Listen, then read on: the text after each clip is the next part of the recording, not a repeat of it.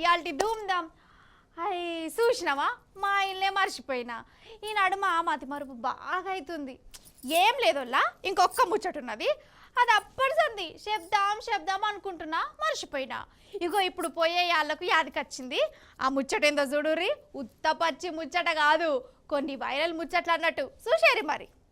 వానలు బాగానే దంచుతున్నాయి కదా, అటు ఆంధ్రకి వెళ్ళైతే ఫుల్ వరదలు అన్నట్టు. ఇగో గీడ చూడుర్రి.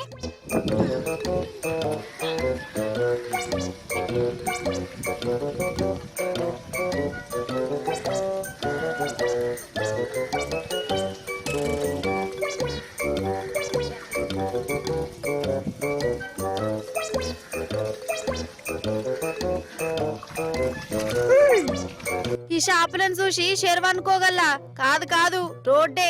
ఈ చేపలు రోడ్డు మీదకి వచ్చినాయి, మరి జనాలు ఊకుంటారా? ఆగ చూడు ఎట్లా దొరకబడుతుర్రో. అసలు ఈ చేపలకు చెరువుల కంటే కూడా రోడ్ల మీదనే మంచిగా ఉన్నట్టున్నది. ఎంత సంబరంగా పోతున్నాయో చూడు.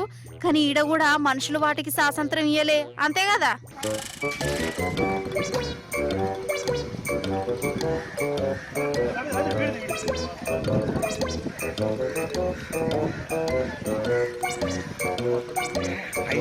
ఏం చల్లందో ఇదారలా.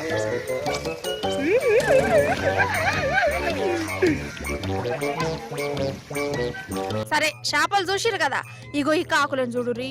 పోయమ్మనే అగో బస్సు మీద ఎట్లా ప్రయాణం చేస్తున్నాయో చూడు. ఈ నడుమ వీటికి కూడా మజ్జ అవుతుందా ఏంది? మనుషులు లెక్కనే వీటికి కూడా నడుచుడు ఎగురుడు అలవాటు తప్పినట్టున్నది. దొంగ బస్సు ఎక్కిపోతున్నాయి.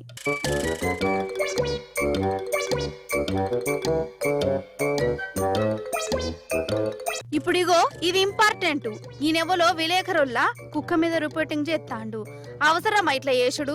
దాని దగ్గరికి పోయి దీని పానం సుస్తైంది, చెవులు మూసుకపోతున్నాయి అని ఏమేమో చెప్తుండు.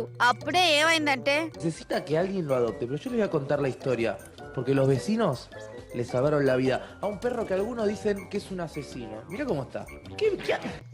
మంచిగా అయిందా తాతకు? కర్వనే కరిసే, అందుకే అంట ఓవర్ యాక్షన్లు చెయ్యొద్దు అని.